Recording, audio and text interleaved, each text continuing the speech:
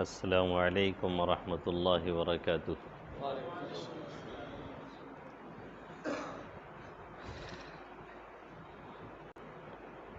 یہ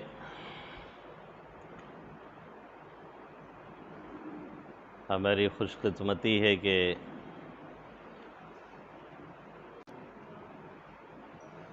اس جلسے میں 2 سال بعد پھر سے حاضری ہوئی ہے، جس کی نسبت ان نفوس قدسیہ سے ہے، ان پاکیزہ ہستیوں سے ہے، اور جس کی بنیاد ہی ان پاکیزہ ہستیوں کے نام پہ پڑی ہے، جن کے جنتی ہونے میں کوئی شبہ نہیں ہے۔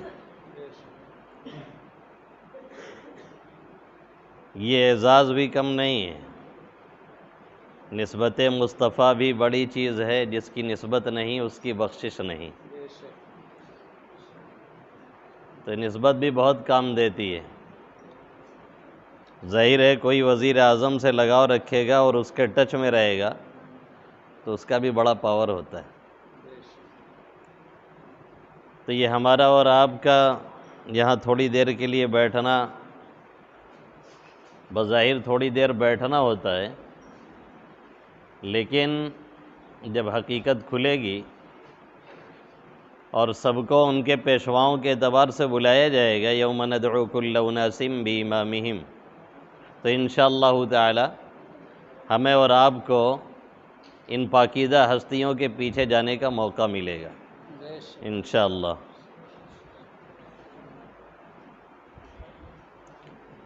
الحمدللہ نحمده ونستعینه ونستغفره ونؤمن به ونتوکل علیہ ونعوذ باللہ من شرور انفسنا ومن سیئات اعمالنا، من يهده الله فلا مضل له ومن يضلله فلا هادي له، ونشهد أن لا إله إلا الله وحده لا شريك له، ونشهد أن سيدنا وقدوتنا وحبيبنا ومولانا محمدا عبده ورسوله، صلى الله تعالى عليه وعلى آله وأصحابه وأولاده وأزواجه وأنصاره وأتباعه وأشياعه ومحبيه وأمته وعلينا معهم أجمعين،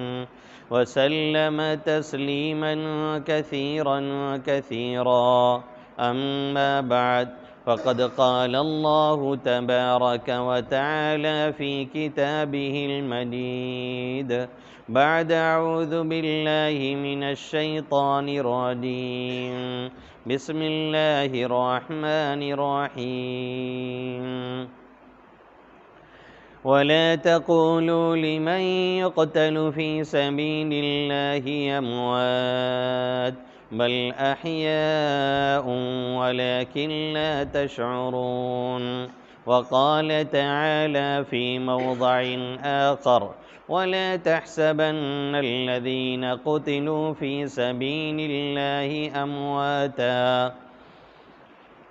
وعن عبد الله بن مسعود رضي الله تعالى عنه قال قال النبي صلى الله تعالى عليه وسلم ليس منا من ضرب الخدود وشق الجيوب ودعا بدعوى الجاهلية، وعن عبد الله بن يعلى رضي الله تعالى عنه، وعن يعلى بن مرة رضي الله تعالى عنه قال قال النبي صلى الله تعالى عليه وسلم حسين مني وأنا من، أحب الله من يحبها سوى سبط من الأسباط، أو كما قال سيدنا وهادينا محمد صلی اللہ تعالی علیہ وسلم۔ میرے محترم بزرگوں اور دوستوں، میرے غیور نوجوان ساتھیوں، اور جو لوگ بھی کہیں دور دراز بیٹھ کر کے سن رہے ہیں یا میری مائیں اور بہنیں کہیں پر سن رہی ہیں تو میرے بھائی اور میری مقدس مائیں اور بہنیں، انسان کا مزاج اور اس کا ذہن اللہ نے ایسا بنایا ہوا ہے کہ وہ جس ماحول میں اور جن حالات میں رہتا ہے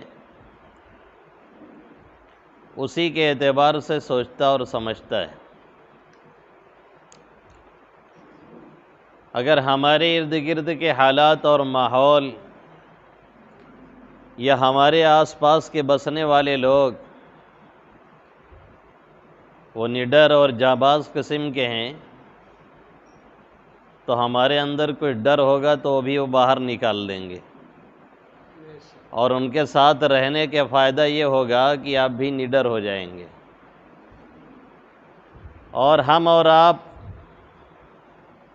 ذاتی طور سے کتنے ہی مضبوط ہیں، لیکن جو آپ کے اگل بغل والے لوگ ہیں اگر وہ نڈر نہیں ہیں بلکہ ڈرپوک لوگ ہیں تو پھر مسئلہ یہ ہوگا کہ آپ کتنے ہی جری اور بہادر ہوں گے، آپ بھی ہمت چھوڑتے ہوئے نظر آئیں گے۔ اسی لیے عرب والے کہتے ہیں الانسان ابن بیئتہ، انسان اپنے ماحول کا بیٹا ہوا کرتا ہے، جن ماحول میں رہتا ہے جن حالات میں رہتا ہے اسی اعتبار سے اثرات سے متاثر ہوتا رہتا ہے۔ اچھے حالات ہیں، اچھا ماحول ہے، گھر کا ماحول اچھا ہے، گھر کا کلچر اچھا ہے، تہذیب اچھی ہے، ثقافت اچھی ہے، لینگویج اچھی ہے، زبان اچھی ہے، تو آپ کا بیٹا بھی وہی سیکھے گا، آپ کی اولاد بھی وہی سیکھے گی، ان کے اندر بھی وہی سب باتیں پیدا ہوں گی، شعوری طور پر یا لاشعوری طور پر۔ وہ دھیان دیں گے تب بھی، نہیں دھیان دیں گے تب بھی۔ شیر کا بچہ شیر ہوتا ہے اور لومڑی کا بچہ لومڑی۔ اور اگر ماحول نہیں صحیح ہے، حالات گھر کے نہیں صحیح ہیں، گھروں میں کھینچا تانی رہتی ہے اور میاں بیوی کے جھگڑے رہتے ہیں تو پھر آپ کے بچوں پر بلا شبہ اس کے اثرات ضرور پڑیں گے۔ یہ ہر جگہ کا قاعدہ ہے اور عمومی قاعدہ ہے، اور مشکل یہ ہے کہ ہم اتنا کامن قاعدہ جانتے ہوئے بھی اپنے حالات درست کرنے کے لیے تیار نہیں ہوتے ہیں۔ چاہتا تو ہر شخص یہی ہے کہ ہمیں اچھا انسان ملے، چاہتا ہر شخص یہی ہے کہ ہمارے ساتھ سامنے والا اچھا معاملہ کرے، چاہتا ہر شخص یہی ہے کہ سامنے والا ملے تو مسکراتے ہوئے چہرے سے ملے، چاہتا ہر شخص یہی ہے کہ سامنے والا نرمی کا معاملہ کرے، لیکن ہم خود کرنے کے لیے تیار نہیں ہوتے ہیں۔ نرمی ہمیں اچھی لگتی ہے، سچائی ہمیں اچھی لگتی ہے، امانت داری ہمیں اچھی لگتی ہے، دیانت داری ہمیں اچھی لگتی ہے، مسکراہٹ ہمیں اچھی لگتی ہے، لیکن ہم خود یہ کر کے دے رہے ہوں یہ چیز نہیں ہمارے اندر پیدا ہوتی ہے، جو کہ بنیادی کمی ہے، ہماری اور آپ کی بنیادی کمی ہے، اور یہیں سے پورے مسائل ہمارے اور آپ کے جنم لیتے ہیں۔ پھر ہم یہ کہتے ہیں کہ فلاں نے گڑبڑ کر دیا، پھر ہم یہ کہتے ہیں کہ فلاں نے خراب کر دیا، پھر ہم کسی اور کو ذمہ دار بناتے ہیں اور اس کا ذمہ دار ٹھہراتے ہیں کہ فلاں کی وجہ سے یہ ہوا ہے۔ کاش ہم اپنے گریبان میں جھانک کر کے کبھی یہ دیکھتے کہ ہماری کیا کمی تھی اور ہم نے کیا کیا ہے، ہم نے اپنے اعتبار سے کتنا صحیح معاملہ کیا ہے، کتنا غلط کیا ہے۔ جس روز یہ ہمارے اندر پیدا ہو جائے گی اس روز پھر معاشرے کو سنوارنے کی ضرورت نہیں، وہ خود بخود سنور جائے گا، اس لیے کہ معاشرہ ہمارا اور آپ ہی کے مجموعے کا نام ہے۔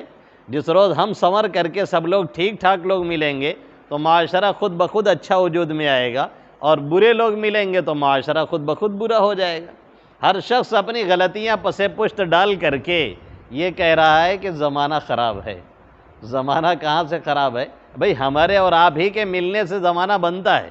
ہم ہی اور آپ اچھے ملیں گے تو زمانہ اچھا ہوگا، ہم اور آپ اچھے نہیں رہیں گے تو زمانہ کبھی اچھا ہو ہی نہیں سکتا ہے۔ یہ ہمارے اور آپ کے اوپر ڈیپینڈ کرتا ہے۔ تو معلوم یہ ہوا کہ جس ماحول میں انسان رہتا ہے، جن حالات کے اندر زندگی گزارتا ہے، اور جو اس کے بڑے ہوتے ہیں، جو ماحول فراہم کرتے ہیں، اسی اعتبار سے انسان چلنا شروع کر دیتا ہے۔ ہم ایسے ماحول میں ہیں جہاں پر بدعات نہیں، جہاں پر خرافات نہیں، جہاں پر رسم و رواج کا کوئی غلبہ نہیں ہے، تو ظاہر ہے بہت سی رسومات ایسی ہیں جن کے بارے میں الحمدللہ ہمیں علم بھی نہیں ہے۔ لیکن کوئی بندہ ایسے ماحول میں رہتا ہے جہاں صرف رسوم ہی چلتی ہیں، جہاں صرف رواج ہی چلتا ہے، جہاں ایسے ہی چیزیں چلتی ہیں، سنت نام کی کوئی چیز ہی نہیں ہے، بدعات اور خرافات میں پورے لوگوں کی زندگی لپٹی پڑی ہے۔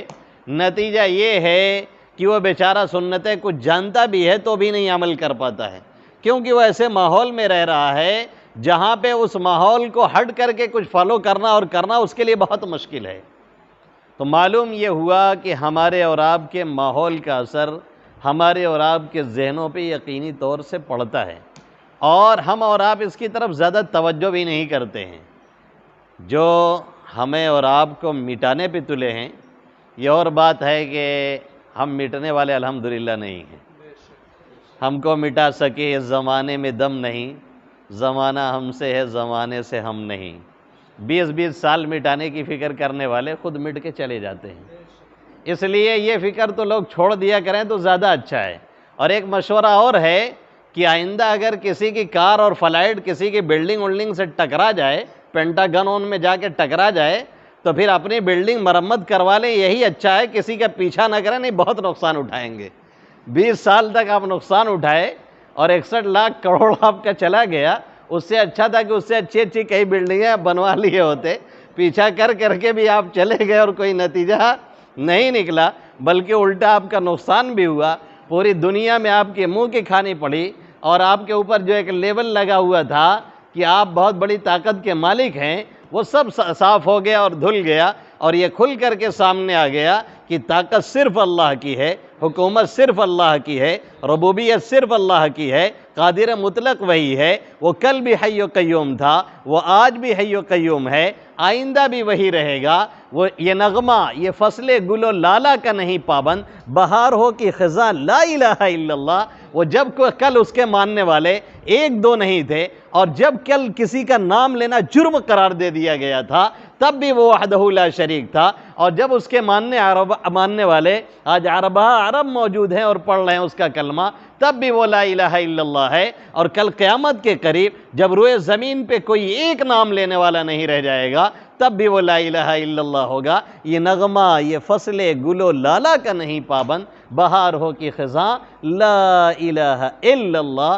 اس لیے ہمیں اور آپ کو اپنی طرف توجہ دینی ہے کہ ہم کیا ماحول دیتے ہیں، ہم کہاں پہ رہ رہے ہیں، ہمارے ارد گرد کے لوگ کیسے ہیں، ان کی سوچ کیسی ہے، ان کی فکر کیسی ہے، کیسے ہم کو ورغلایا جا رہا ہے، کیسے ہم کو بہکایا جا رہا ہے، کیسے غلط چیزیں سلو پائزن کے طور پر، میٹھے زہر کے طور پر ہمیں اور آپ کو دی جا رہی ہیں، اور آہستہ سے ہمیں کسی دوسری طرف موڑ دیا جاتا ہے، اور غلط چیز کو ہم صحیح سمجھنے لگتے ہیں اور صحیح چیزوں کو غلط سمجھنے لگتے ہیں۔ یہ اس زمانے میں نہیں، پہلے سے چلا آ رہا ہے، اور یہی طریقہ ہی ہے ہمیں اور آپ کو پھیرنے کا۔ کسی زمانے میں ہمارے یہاں شناعت اور قباحت خنزیر تو سمجھتے ہی ہوں گے، خنزیر تو سمجھتے ہی ہیں نا، خنزیر کی برائی کتنی تھی کہ ہمارے عوام میں یہ مشہور تھا، جبکہ حقیقت ایسی نہیں ہے کہ اگر کوئی نام لے لے گا تو 40 دن کی اس کی نماز نہیں ہوگی، نماز نہیں قبول ہوگی، یہ عوام میں مشہور تھا، یعنی اتنی برائی بیٹھی ہوئی تھی۔ لیکن آہستہ آہستہ پگ فارم کھلنے لگے، حکومت نے اسے پروموٹ کرنا شروع کیا، اس پر فیسلٹیز دینا شروع کیا۔ نتیجہ یہ نکلا کہ ہمارے ذہن و دماغ سے اس کی قباحت اور شناعت آہستہ آہستہ نکلتی جا رہی ہے۔ ہم قریب میں کھڑے رہتے ہیں، وہ گندی کھڑی رہتی ہے، اور ہمیں معلوم ہے کہ یہ نجس العین ہے، ناپاک ہو جائیں گے، پھر بھی فکر نہیں رہتی ہے بچنے کی، کیونکہ آہستہ آہستہ ہمارے ذہن و دماغ سے اس کی قباحت نکل گئی، شناعت آہستہ آہستہ نکل گئی۔ تو معلوم یہ ہوا کہ کسی چیز کی اچھائی بھی ایسے ہی آہستہ آہستہ گھستی ہے، اور کسی چیز کی برائی بھی آہستہ آہستہ گھستی ہے۔ جیسے لوگ آپ کو ملیں گے، ایسے ہی آپ کو ڈیل کریں گے، نتیجہ یہ نکلے گا کہ آپ اسی اعتبار سے ڈھل جائیں گے۔ وہ ایک مرتبہ ایک شخص بکری کا بچہ لے کر کے جا رہا تھا، 3-4 ٹھگ اس کو مل گئے۔ انہوں نے سوچا یار کہ اس بکری کے بچے کو ہتھیا لینا چاہیے، کسی طرح سے اپنے قابو میں لینا چاہیے، اور اس سے چھیننا ضروری ہے، لیکن اب ڈائریکٹ چھینا جائے تو بڑا مسئلہ ہے، کوئی گیم کھیلا جائے۔ تو کیا ہوا، پہلے کے پاس سے جب گزرا تو 3-4 وہ دور دور کھڑے ہو گئے۔ تو اس نے کہا ارے میاں تم کو شرم نہیں آتی ہے، یہ کتے کا پلہ لے کر کے کہاں بغل میں دبائے جا رہے ہو؟ شریعت نے منع کیا ہے اس کو پالنے سے، تم اپنی گود میں اٹھائے ہو۔ اس نے کہا یار تمہیں دکھائی نہیں دیتا بکری کا بچہ ہے اور تم کتے کا بچہ بول رہے ہو؟ کہہ کر کے آگے بڑھ گیا، لیکن بہرحال دماغ میں ایک بات تو آئی کہ ایک اچھا خاصا انسان، سلیم الفطرت، عقل صحیح ہے، اور اس کو کتے کا بچہ بول رہا ہے، تو ایک شبہہ سا تو پیدا ہی ہو گیا۔ بھلے ہی اس کو جواب دے کر کے آگے بڑھ گیا، لیکن کنفیوژن تو اس نے ڈال ہی دیا ذہن و دماغ میں۔ تھوڑا سا اور آگے جاتا ہے تو دوسرا والا بھی وہی جملہ کہتا ہے، یار کتے کا بچہ لے کر کے کہاں ٹہل رہے ہو؟ تم کو شرم نہیں آتی؟ وہ بھی گود میں اٹھائے ہوئے ہو۔ وہ بھی زمانہ پرانا تھا، آج کا زمانہ تو ہے نہیں ماڈرن زمانہ۔ ماڈرن زمانہ یہی ہے کہ انسان کو اور اماں ابا کو سیٹ پہ اگلی نہیں بیٹھایا جائے گا، اور کتے کو آگے بیٹھا کر کے لے جایا جائے گا۔ یہ ماڈرن زمانہ ہے، نعوذ باللہ۔ جو جتنا بڑا ننگا ہے اتنا ہی ماڈرن ہے، جو جتنا بڑا انسانیت سے نکلا ہوا ہے اتنا ہی ماڈرن ہے۔ اپنے والدین کو بھی کبھی ایسے پیار سے بیٹھایا ہے؟ اپنے اماں کو بھی کبھی ایسے پیار سے بیٹھایا ہے؟ اپنے والد محترم کو بھی کیسے ایسا ریسپیکٹ دیا ہے؟ اب تو حد ہو گئی ہے۔ کتے ایسا آتے ہیں نہلا دھلا کر کے، شیمپو کیے ہوئے، برش کیے ہوئے، کہ کتا کتا نہیں لگتا ہے، جو لے کر کے چلتا ہے وہ کتا نظر آتا ہے۔ یہ حالت بنا دی گئی ہے، یہ حالت بنا دی گئی ہے۔ تو اب دوسرے نے بھی کیا کہا کہ بھیا یہ کتے کہاں لے کر کے ٹہلو، کتا کا بچہ کہاں بغل میں دبائے جا رہے یار، تم کو شرم نہیں آ رہی ہے؟ کہہ رہے یار بکری کا بچہ ہے، تم کتے کا بچہ بول رہے ہو۔ لیکن اب شک اور گہرا ہو گیا کہ بھئی ابھی ایک نے کہا تھا، اب دوسرا کہہ رہا ہے، اور یہ بھی دیکھنے میں ٹھیک ٹھاک ہے، کوئی پاگل آدمی نہیں دکھ رہا ہے، یہ بھی بول رہا ہے کہ یہ کتے کا بچہ کہاں لے کے جا رہے ہو، یار کچھ گڑبڑ تو ہمیں میں تو نہیں ہے۔ اس کے بعد پھر آگے بڑھے تو تیسرا پھر بولتا ہے یہ کہاں کتے کا بچہ اٹھائے جا رہے ہو، یہ تم کو شرم نہیں آتی یار، تو یہ ماحول میں کتے کا بچہ لے کر کے ٹہل رہے ہو۔ اس نے کہا یار بکری کا بچہ تو ہے۔ اب 3-4 کے پاس سے گزرتے گزرتے جب چوتھے نے حملہ کیا تو یہ انہوں نے سرنڈر کر دیا اور اٹھا کر کے پھینکا اور کہا یار مان لیں کہاں سے میں اٹھا کے لے کے چلا آیا تھا، مجھے بھی نہیں سمجھ میں آیا کہ یہ بکری کا بچہ ہے کہ کتے کا بچہ ہے۔ نتیجہ یہ نکلا کہ وہ چاروں لے کر کے چمپت ہوئے اور ان کا کام انہوں نے تمام کر دیا۔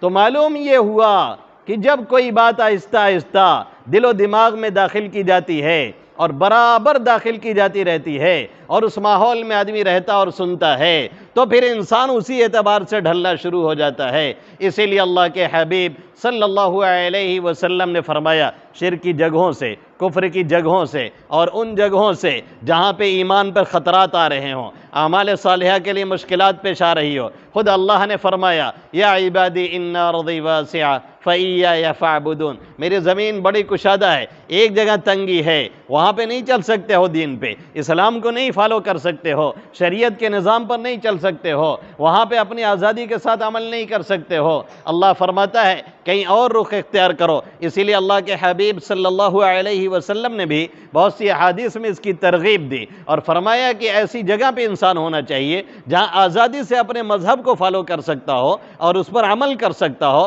ورنہ نتیجہ یہی نکلے گا کہ آپ کے اگل بگل والے مل کر کے آپ کو یہ سمجھا دیں گے کہ آپ بھیڑ کے بچے ہیں، آپ کتے کے بچے ہیں، آپ پلے ہیں اور آپ بکری کے بچے ہیں، تو شیر کے بچے ہوتے ہوئے بھی سب بکری کے بچے بنے رہیں گے۔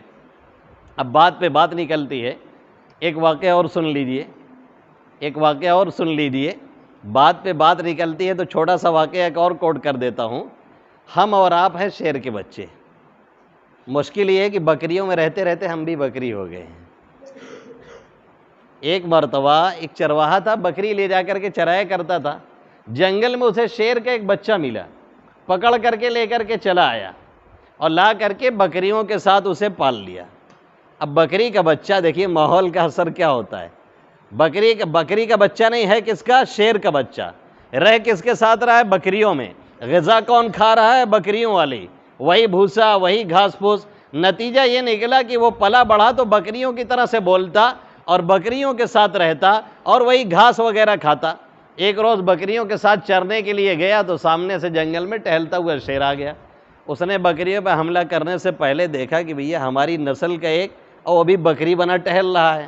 تو اس نے بلایا اور کنارے لے جا کر کے پانی میں پہلے ان کو شکل اپنی دکھائی اور اس کے بعد پھر ان کو دکھایا، کہا دیکھو ہم دونوں ایک ہیں، تم اس کے بچے نہیں ہو، ہمارے بچے ہو۔ پھر کنارے لے جا کر کے ان کو بفرنا سکھایا، انگڑائی لینا سکھایا، پھر چنگھاڑنا سکھایا، اور جب تھوڑا سا پھرتی دوڑ دھوپ کر کے آ گئی، کہا اب حملہ کرو۔ اس نے حملہ کیا تو 3-4 بکریوں کا کام تمام کر دیا۔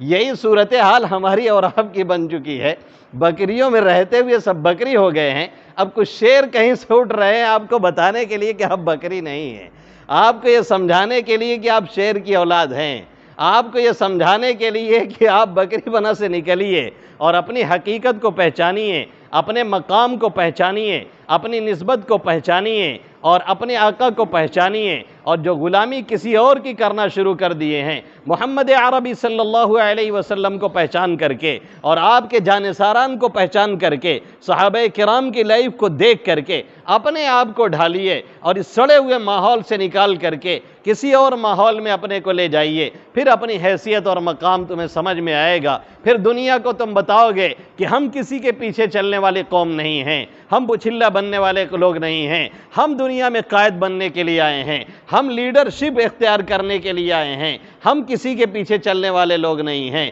کاش یہ امت محمدیہ صلی اللہ علیہ وسلم کے لوگ اور اس امت کا نوجوان جو آج غیروں کے چکر میں پڑ کر کے اور اپنی شکلوں کو اس انداز سے بنا رہا ہے، فیشن کے نام پہ کوئی جوکر جو نظر آ رہے ہیں، اگر انہیں پہچان اپنی ہو گئی کسی دن اور یہ سمجھ گئے کہ ہم بھی کسی کے غلام ہیں اور اس کی غلامی ہم نے اختیار کی ہے، جو کبھی دبا نہیں، جو کبھی جھکا نہیں، اور جو فیئر لیس رہا ہے زندگی میں، جو ہمیشہ نڈر رہا ہے، جو کبھی دبتا اور جھکتا نہیں تھا، یعنی محمد عربی صلی اللہ علیہ وسلم اور آپ کے جانثار صحابہ کرام رضوان اللہ تعالی علیہم اجمعین، جس دن یہ بات ہمیں اور آپ کو معلوم ہو گئی اور ذہن و دماغ میں بیٹھ گئی، تو پھر انشاءاللہ تعالی ہم بھی اپنے آپ کو اس ماحول سے نکالیں گے اور ایک نئے ماحول میں ہم اپنے آپ کو ڈھال کر کے لے کر کے چلیں گے۔ بہرحال میں یہ بتلا رہا تھا، ماحول میں رہنے کے اثرات ہوتے ہیں، تو ہم اور آپ جس ماحول میں رہ رہے ہیں، نہ معلوم کتنی باتیں ہمارے ذہن و دماغ میں اس طرح کی داخل کر دی گئی ہیں یا داخل کی جاتی رہتی ہیں، جس کی وجہ سے صحیح کیا ہے یا غلط کیا ہے، یا جس کی وجہ سے حق کیا ہے اور باطل کیا ہے، اور جس کی وجہ سے درست کیا ہے اور نادرست کیا ہے، ہم اور آپ اسے سمجھ نہیں پاتے ہیں یا سمجھنے کی بسا اوقات کوشش نہیں کرتے ہیں، جس کی وجہ سے غلطیوں میں مبتلا رہتے ہیں، اور ہم نہ چاہتے ہوئے بھی وہ غلطیاں کرتے ہیں جو شریعت کی نگاہ میں بہت بڑی غلطی ہوتی ہے۔ جیسے ایک مثال کے طور پہ آج بہت سے لوگ اسلامی تاریخ کا علم ہی نہیں رکھتے ہیں، اکثر کو یہ معلوم ہی نہیں ہوتا ہے کہ اسلامی سال کا آغاز کب ہوتا ہے، اسلامی تاریخ کون سی چل رہی ہوتی ہے، اور اسلامی سن کب سے شروع ہوتا ہے۔ انگریزی تو اکثر بتا دیتے ہیں، لیکن اسلامی تاریخ بتانے والے بہت کم ملتے ہیں۔ اکثر سے پوچھو تو نہیں معلوم ہوتا ہے ان کو۔ کیوں نہیں معلوم ہوتا ہے؟ اس لیے کہ جو رواج اور جو چلن ہے اور جو ماحول ہے ہمارے اور آپ کے سامنے، وہ صرف انگریزی کے اعتبار سے 3 سن چلتا تھا۔ پہلے آقا مدنی صلی اللہ علیہ وسلم کی آمد سے پہلے عیسوی سن صرف رائج تھا، یعنی عیسیٰ علیہ نبینا علیہ السلام کے سولی دیے جانے کے معاملہ سے لے کر کے عیسائیوں کے عقیدے کے مطابق، ان کا عقیدہ یہ ہے نعوذ باللہ کہ حضرت عیسیٰ علیہ نبینا علیہ السلام کو سولی دے دی گئی، اسی کے اعتبار سے وہ عیسائی اپنی تاریخ چلاتے ہیں جو 2021 اب چل رہی ہے۔ اسی اعتبار سے یہ سن عیسوی چلتا ہے، جس کو شمسی سال کہتے ہیں، جو 1 جنوری سے شروع ہوتا ہے، اور بعض لوگ کہہ دیتے ہیں کہ محرم ہمارا سال ہے اور جنوری یہ جانوروں کا سال ہے۔ یہ اچھی بات نہیں ہے، یہ اچھی پوسٹ نہیں ہے۔ بعض لوگ جوش میں آ کر کے اس طرح کی پوسٹیں ڈال دیتے ہیں، بھائی جنوری بھی ہمارا ہی سال ہے، اس سے بھی بہت سے ہمارے مسائل وابستہ ہیں، بہت سی چیزیں ہماری اس سے وابستہ ہیں، ہم بھی وہ ضرورت کے تحت اسے استعمال کرتے اور لیتے ہیں، اس لیے اس طرح کی باتیں نہیں کی جانی چاہیے۔ اس کے بعد آقا مدنی صلی اللہ علیہ وسلم کی ولادت ہوئی، ولادت کے بعد پھر آپ صلی اللہ علیہ وسلم کو نبوت ملی 40 سال کچھ دنوں کے بعد، پھر اس وقت سے نبوی سال شروع ہوا۔ آپ صلی اللہ علیہ وسلم کو نبوت ملنے کے 1 سال بعد واقعہ پیش آیا، 2 سال بعد واقعہ پیش آیا، 3 سال بعد واقعہ پیش آیا تو کہا جانے لگا کہ سن 2 نبوی میں، سن 3 نبوی میں، سن 4 نبوی میں۔ پھر آپ صلی اللہ علیہ وسلم جب ہجرت کر کے مدینہ منورہ تشریف لائے، آقا مدنی صلی اللہ علیہ وسلم کی وفات ہو گئی تو مہینے تو چلتے تھے، محرم، صفر، ربیع الاول، ربیع الثانی، جمادی الاولی، جمادی الثانیہ، رجب، شعبان، رمضان، شوال، ذی القعدہ، ذی الحجہ، پھر محرم پہ آ جائیے۔ مہینے تو چلتے تھے لیکن سال کا کوئی ایسا سسٹم نہیں تھا جہاں سے آغاز ہو اور جہاں پر اختتام ہو۔ اب مسئلہ یہ تھا کہ مہینہ تو ہے لیکن سال شروع کب ہو رہا ہے، ختم کب ہو رہا ہے۔ کوئی مہینے میں کہہ دے کہ بھائی ہم محرم میں یہ کام کریں گے، اب کون سے محرم میں کرے گا، کب کرے گا، سال تو کوئی ہے ہی نہیں۔ 3 محرم گزرنے کے بعد وہ آپ کا پیسہ لوٹائے گا، 4 محرم کے بعد آپ پہلے محرم میں سلام کرنے پہنچ گئے، اس نے کہا بھئی آج کیوں سلام کر رہے ہیں، ہم ابھی دینے کے لیے تیار نہیں ہیں، ہم 3 محرم اور گزرے گا تب آپ کو دیں گے۔ تو عمر فاروق رضی اللہ تعالیٰ عنہ نے مشورہ طلب کیا، صحابہ کرام نے مختلف مشورہ کیا اور دیا، اور پھر اس بات پر اتفاق ہو گیا کہ ہجرت کے سال سے آغاز مان کر کے 1 محرم الحرام سے یہ اسلامی سال کا آغاز کیا جائے، جو اسلامی سال اسی مہینے سے شروع ہوتا ہے، جو ہیپی نیو ایئر جا چکا ہے اور شروع ہو چکا ہے۔ یہ اسلامی سال ہمارا ہے اور یہ اسلامی سال آپ کا ہے، اور یہ اسلامی سال کو یاد رکھنا فرض کفایہ ہے۔ اکثر لوگوں کو یاد ہونا چاہیے، کسی کو بھی نہ معلوم ہو علاقے میں تو بہت بڑے جرم کی بات ہے، اور سبھی کے سبھی گناہگار ہو جائیں گے، کیونکہ اسی سے ہماری عید ہے، اسی سے ہماری بقرعید ہے، اسی سے ہمارا روزہ ہے، اسی سے عدت کے مسائل ہیں، اسی سے حج کے مسائل ہیں، اور نہ معلوم کتنی باتیں اسی سے طے ہوتی ہیں۔ اس لیے اس سال کا بھی ذہن میں رکھنا اور اس کی تاریخ کو معلوم کرنا یہ ضروری ہے۔ مشکل یہ ہے کہ سال میں اکثر لوگوں کو صرف ایک دن معلوم ہوتا ہے، کچھ لوگوں کو رمضان کا معلوم ہو جاتا ہے اور کچھ لوگوں کو خاص طور سے عید کے چاند کا اشتیاق رہتا ہے، اور بڑے بےتابانہ انداز میں خاص طور سے جو بیچارے روزہ نہیں رکھتے ہیں وہ بہت کوشش میں رہتے ہیں کتنی جلدی نکلے۔ بھائی نکلے گا وہ ٹائم پہ، یا تو 29 کے نکلے گا یا 30 کے نکلے گا، آپ کے جلدی مچانے سے نہیں نکلنے والا ہے۔ لیکن وہ بےتاب کیوں رہتے ہیں؟ چھپ چھپ کے کھانا پڑتا ہے، ادھر ادھر جانا پڑتا ہے، تو سوچتے ہیں نکل آئے تھوڑا فری ہو جائیں۔ عید وید کا مزہ ایسے لوگوں کو کچھ بھی نہیں ہے۔ مزہ انہی لوگوں کو عید کا آتا ہے جنہوں نے رمضان کے روزے رکھے ہوتے ہیں، جنہوں نے 1 مہینہ اللہ کی یاد میں گزارا ہوتا ہے، تب وہ انعام ملتا ہے نا۔ بھائی چور کا دل آدھا، ہم نے کچھ کیا نہیں، انعام لینے پہنچ گئے ہیں تو کس خوشی کے ساتھ ہم انعام لیں گے؟ ہم کو بھی پتہ ہے کہ ہم جرم کر کے آ رہے ہیں۔ تو یہ طریقہ ہے، ایک سن عیسوی، دوسرا سن نبوی اور تیسرا سن ہجری، اس طریقے سے یہ سن چلتا ہے۔ اسی سن میں 10 محرم الحرام کو 61 ہجری میں بعد زوال حضرت حسین رضی اللہ تعالیٰ عنہ کی شہادت کا واقعہ اور وہ سانحہ عظیم پیش آیا ہے، جس کو دنیا بڑے جوش و خروش سے مناتی ہے، اور ہمارے اور آپ کے ذہن و دماغ میں یہ بھی بیٹھایا جاتا ہے، اخباروں کے ذریعہ سے، میڈیا کے ذریعہ سے، ٹی وی چینل کے ذریعہ سے، الیکٹرانک میڈیا کے ذریعہ سے، پرنٹ میڈیا کے ذریعہ سے، یہ بات ذہن و دماغ میں بٹھانے کی کوشش کی جاتی ہے کہ ان کے نام پہ آپ جو چاہیں کر لیں، صرف یہی ایک طریقہ اس میں ہے، دوسرا کوئی طریقہ نعوذ باللہ نہیں ہے، جس کا مقابلہ بحمد اللہ تعالی اہل سنت والجماعت اپنے طریقے سے ہر جگہ کر رہے ہوتے ہیں اور کرتے چلے جا رہے ہیں۔ حضرت حسین ہمارے ہیں، حضرت حسین ہمارے تھے، ہمارے ہیں اور ہمارے رہیں گے۔ کچھ لوگوں نے یہ غلطی کی ہے، اس میں مجھے کوئی کہنے میں جھجک نہیں ہے اور کوئی شرم نہیں ہے۔ ہمارے کچھ لوگوں نے یہ غلطی کی کہ غیروں نے جب ہمارے لوگوں کا اپنا کہنا شروع کیا اور ان کو پرموٹ کر کے اپنا فائدہ اکٹھا کرنا شروع کیا، تو ہم لوگوں نے بھی ان کو تھوڑا کنارے لگا دیا اور یہ کہنے لگے کہ ہم ان کے فضائل بیان کریں گے اور ان کی طرف نہیں جائیں گے۔ بھائی وہ بھی ہمارے ہیں، یہ بھی ہمارے ہیں۔ اگر ہمارے کسی آدمی کو کوئی شخص اپنا کہنے لگے، ہمارے کسی آدمی کی طرف کوئی شخص نسبت کر کے اور اس سے ناجائز فائدہ اٹھانے لگے، ہم کیوں اس میں غفلت برتنے کی کوشش کریں؟ ہم کیوں اس میں غفلت برتیں؟ ہم کو اور پوری شدت کے ساتھ اور پوری قوت کے ساتھ یہ بتانا چاہیے کہ وہ ان کا نہیں ہے۔ حسین کل بھی ہمارے تھے، حسین آج بھی ہمارے ہیں اور حسین آئندہ بھی ہمارے رہیں گے انشاءاللہ تعالی۔ حسین ان کے نہیں ہیں جو بتا رہے ہیں، حسین ہمارے ہیں۔ آقا مدنی صلی اللہ علیہ وسلم کے چھوٹے نواسے ہیں، حضرت فاطمہ رضی اللہ تعالی عنہ کے صاحبزادے ہیں۔ جب ان کی پیدائش ہوتی ہے تو آقا مدنی صلی اللہ علیہ وسلم بی بی فاطمہ کے گھر جاتے ہیں اور جا کر کے ان کو مانگتے ہیں، مانگنے کے بعد گود میں لیتے ہیں، داہنے کان میں اذان کہتے ہیں، بائیں کان میں اقامت کہتے ہیں اور نام بھی چینج کرتے ہیں، کیونکہ حضرت علی مرتضیٰ رضی اللہ تعالیٰ عنہ نے ان کا نام حرب رکھا تھا پہلے، آقا مدنی صلی اللہ علیہ وسلم نے اس نام کو بدل کر کے پھر حسین رکھا ہے۔ پھر یہی نہیں، حضرت حسن اور حسین کے دیدار کے لیے آقا مدنی صلی اللہ علیہ وسلم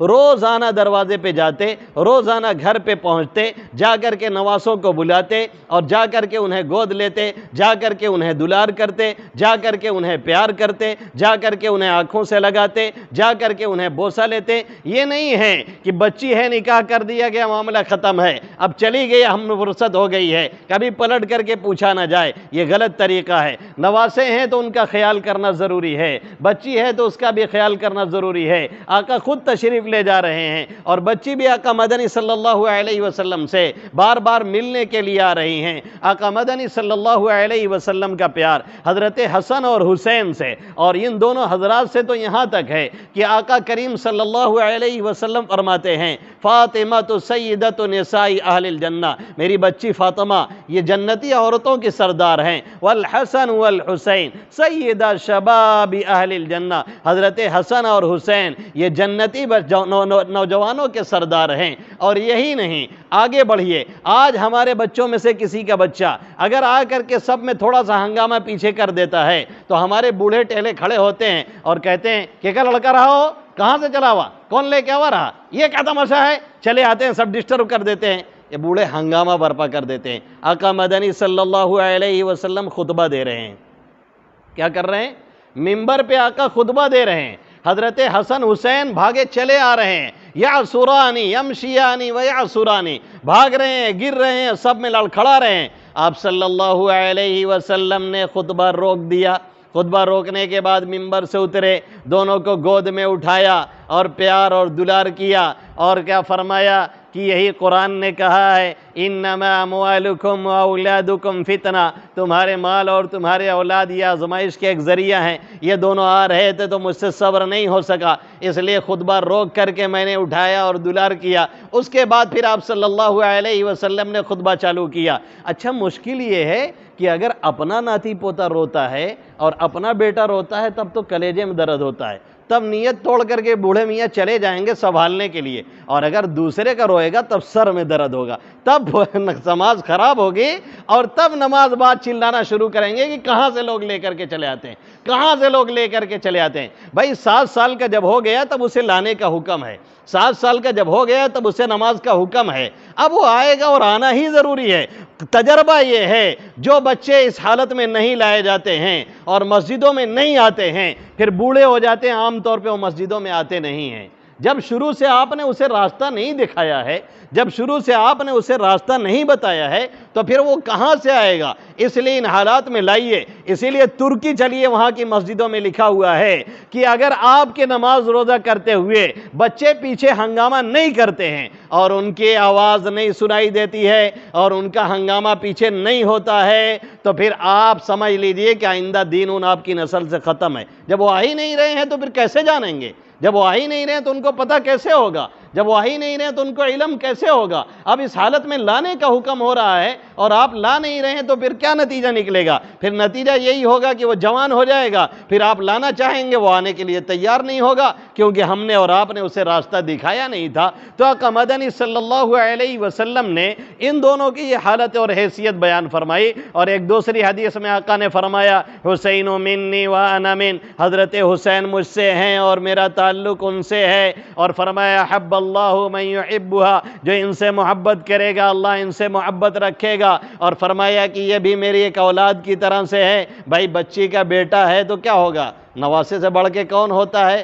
اور آقا نے فرمایا یہ بھی میری اولاد ہیں۔ آقا مدنی صلی اللہ علیہ وسلم جب تک باحیات رہے دونوں کے دونوں سے پیار، دونوں کے دونوں سے لاڈ، دونوں کے دونوں سے محبت، عام طور پہ پہنچنا دروازے پہ اور دونوں کی ملاقات کرنا، دونوں سے پیار کرنا، اور کبھی کبھی آقا پہنچتے تو تو پتہ چلا کہ بچے ہیں تو ادھر ادھر بھاگنے لگے. بچے ہوتے ہیں نا، باپ قریب ہوتا ہے، دادا قریب ہوتے ہیں تو وہ سوچتے ہیں ادھر ادھر تھوڑا سا ہوں، کچھ دور تھوڑا کھیلیں، تو وہ ادھر ادھر بھاگنے لگتے. آقا فرماتے ہیں اینا لکعو اینا لکعو، ارے یہ چھوٹکا کہاں بھاگا جا رہا ہے، یہ چھوٹا کہاں بھاگا جا رہا ہے. اس کے بعد آقا پیچھا کرتے، پکڑ کے لے کر کے آتے، پھر لاڈ اور پیار کرتے. یہ سلسلہ چلتا رہا. آقا مدنی صلی اللہ علیہ وسلم کی وفات ہو گئی، جبکہ حضرت حسین رضی اللہ تعالیٰ عنہ کی عمر 7 سال تھی. اسی لیے آپ صلی اللہ علیہ وسلم سے براہ راست جو روایات حضرت حسین رضی اللہ تعالیٰ عنہ نے کی ہیں وہ 8 روایتیں ہیں. ایسے تو ان کی روایتیں اور زیادہ ہیں، لیکن وہ سب واسطہ سے ہیں.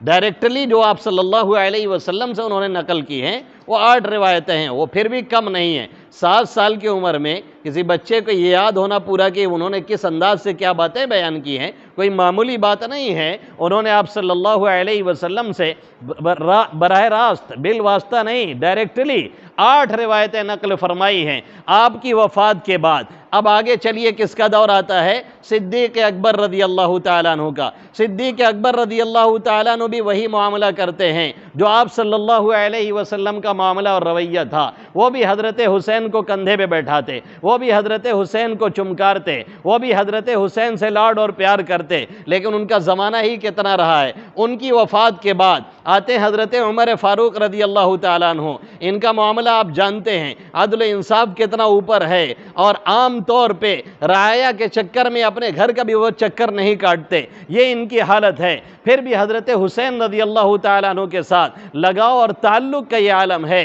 کہ غزوہ بدر وغیرہ میں شریک ہونے والے صحابہ کرام رضی اللہ تعالیٰ عنہم اجمعین کے فرزند اور ان کے لڑکوں کے روزینے 2-2 ہزار مقرر کیے جاتے ہیں. لیکن حضرت حسین رضی اللہ تعالیٰ عنہ کا خیال کرتے ہوئے انہوں نے 5000 مقرر کیا، اور بہت ہی زیادہ توجہ رکھتے حضرت حسین رضی اللہ تعالیٰ عنہ پہ. پھر اس کے بعد ان کی وفات ہوتی ہے. اب حضرت عثمان غنی رضی اللہ تعالیٰ عنہ کا دور حکومت آتا ہے. جب حضرت عثمان غنی رضی اللہ تعالیٰ عنہ کا دور حکومت آتا ہے، اب آپ جوان ہو چکے ہیں، اب آپ اس قابل ہو چکے ہیں کہ خود آپ جنگوں میں حصہ لیں، اب آپ اس قابل ہو چکے ہیں کہ آپ خود کچھ کر کے دکھائیں، اب آپ اس قابل ہو چکے ہیں کہ آپ اپنے پیروں پر کھڑے ہوں. اس لیے حضرت عثمان غنی رضی اللہ تعالیٰ عنہ نے پہلا جو فوجی لشکر بھیجا اور دستہ بھیجا ہے اس میں یہ شریک ہوئے، اور تبرستان میں جا کر کے میدان کارزار میں انہوں نے مجاہدانہ کارنامے انجام دیے. اس کے بعد حضرت عثمان غنی رضی اللہ تعالیٰ عنہ کے ساتھ یہی تعلق اور یہی رویہ اور یہی برتاؤ ان کے ساتھ چلتا رہا، یہاں تک کہ جب حضرت عثمان غنی رضی اللہ تعالیٰ عنہ کا محاصرہ کیا گیا اور آپ رضی اللہ تعالیٰ عنہ کے وہ شہادت کا عظیم واقعہ پیش آیا جس کو عام طور پہ ہمارے لوگ بھی نہیں بیان کرتے ہیں، اور آپ غیروں کے ہاں تو سنیں گے کہاں سے. وہاں تو ایک سے بس بنایا جا رہا ہے، فائدہ نکالا جا رہا ہے، تو وہاں تو سننے کا کوئی چانس ہی نہیں ہے. حضرت عثمان غنی رضی اللہ تعالیٰ عنہ کو جب گھیر لیا گیا، آپ کا جب محاصرہ کر لیا گیا، پوری طرح سے بندش قائم کر دی گئی، تو کسی اور کو نہیں، حضرت علی کرم اللہ وجہہ نے، حضرت علی کرم اللہ وجہہ نے حسن اور حسین کو لگایا تھا کہ کوئی آپ تک پہنچنے نہ پائے. لیکن جب یہ باغی اور طاغی لوگ پورا محاصرہ توڑ کر کے اندر گھس گئے اور عثمان غنی رضی اللہ تعالیٰ عنہ کو شہید کر دیا، تو حضرت علی کرم اللہ وجہہ کو سخت رنج ہوا، اور دونوں بیٹوں کو بلا کر کے جم کر کے کلاس لی اور فرمایا تم دونوں کر کیا رہے تھے. انہوں نے جب اپنا عذر معقول بیان کیا تب وہاں سے ان کی بخشش ایک طرح سے ہوئی ہے، ورنہ حضرت علی کرم اللہ وجہہ نے کسی اور پر نہیں اعتماد اور بھروسہ کیا تو کس پہ؟ حضرت حسن اور حسین پہ. وہ بھی کس کی حفاظت کے لیے؟ عثمان غنی رضی اللہ تعالیٰ عنہ کی حفاظت کے لیے. اسی سے ایک دوسرے کا کنیکشن حضرت علی کا حضرت عثمان سے، حضرت عثمان کا حضرت علی سے، حضرت حسین کا حضرت علی سے، حضرت حسین کا حضرت عثمان سے، حضرت حسین کا حضرت عمر سے، حضرت حسین کا حضرت ابوبکر صدیق سے، حضرت ابوبکر کا حضرت حسین سے. یہ کتنا تعلق ایک دوسرے کا ہے، اور کنیکٹیوٹی کیسے چل رہی ہے اور تعلقات کیسے چل رہے ہیں. اگر تاریخ کا تھوڑا سا کھلے دل سے مطالعہ کیا جائے اور بغور مطالعہ کیا جائے تو انشاءاللہ تعالی جو خرافات دل و دماغ میں رچی اور بسی ہوئی ہے یا بیٹھی ہوئی ہے، بٹھائی گئی ہے، وہ سب آہستہ آہستہ نکل جائے گی، اور یہ سمجھ میں آ جائے گا کہ صحابہ کرام ایک دوسرے کا کتنا خیال کرتے تھے، اور ایک دوسرے کا کتنا ریسپیکٹ کرتے تھے، اور ایک دوسرے کا کتنا لحاظ کرتے تھے. اور یہی نہیں، نہیں، ایک روایت میں نقل کرتا چلوں، سفر الحمدانی رحمہ اللہ تعالی ایک زبردست تابعی ہیں، یہ بیچ میں بات آ گئی تو روایت بھی ان کی نقل کر دوں، ایک زبردست تابعی ہیں، یہ فرماتے ہیں میں دیکھتا تھا حضرت علی کرم اللہ وجہ، صحابہ کرام میں ایک دوسرے کا تعلق کتنا ہے وہ میں بتانا چاہ رہا ہوں۔ حضرت علی کرم اللہ وجہ یہ اکثر ایک چادر زیبتن فرمایا کرتے تھے، بڑی عمدہ چادر تھی اور اکثر اس کو لپیٹے رہتے تھے۔ تو انہوں نے کہا، میں نے ایک مرتبہ پوچھ لیا حضرت علی کرم اللہ وجہ سے، کیا بات ہے اس چادر کو آپ بہت استعمال کرتے ہیں؟ تو فرمایا کہ یہ چادر میرے جگری دوست، میرے رفیق، میرے دلی دوست، میرے یار عمر فاروق رضی اللہ تعالیٰ عنہ نے مجھے ہدیتاً دی تھی، اور وہ بیچارے اللہ کو پیار ہو گئے، بہت مخلص انسان تھے، اس لیے میں یہ چادر عمر کی دی ہوئی ہے تو بار بار استعمال کرتا ہوں۔ یہ کہہ کر کے آپ کی آنکھوں سے آنسو چھلک گئے۔ اب اس سے سمجھا جا سکتا ہے کہ حضرت عمر کا تعلق حضرت علی سے کیسا ہے اور حضرت علی کا تعلق عمر فاروق رضی اللہ تعالیٰ عنہ سے کیسا ہے، یہ ایک دوسرے کا تعلق ہے۔ بہرحال روایت کو میں بہت مختصر میں سمیٹنے کی کوشش کر رہا ہوں۔ پھر 30 ہجری میں جب حضرت عثمان غنی رضی اللہ تعالیٰ عنہ کی شہادت ہو جاتی ہے تو پھر اس کے بعد حضرت علی مرتضیٰ کا دور چلتا ہے۔ اب حضرت حسن اور حسین اسی طرح سے چل رہے ہیں۔ حضرت علی کرم اللہ وجہ کی شہادت 40 ہجری میں ہوتی ہے، جب عبد الرحمن ابن ملجم آپ کو مار کر کے شہید کرتا ہے اور آپ کو کاری زخم لگتا ہے، جس کی وجہ سے آپ کی شہادت ہوتی ہے۔ پھر اس کے بعد حضرت معاویہ رضی اللہ تعالیٰ عنہ کا دور خلافت چلتا ہے، جو صلح سے بڑی قاعدے سے چل رہا ہوتا ہے، اور صلح کون کرتا ہے؟ حضرت حسن رضی اللہ تعالیٰ عنہ، اور جن کے بارے میں آقا مدنی صلی اللہ علیہ وسلم نے فرمایا، ان ابنی ھذا سید لعل اللہ ان یصلح بین فئتین من المسلمین عظیمتین، کہ یہ میرا بیٹا ایک سردار ہے، امید یہی ہے کہ اللہ تعالیٰ مسلمانوں کے دو بڑے دھڑے کے درمیان اس کے ذریعہ سے صلح کروائے گا۔ کیا فرمایا آقا مدنی صلی اللہ علیہ وسلم نے؟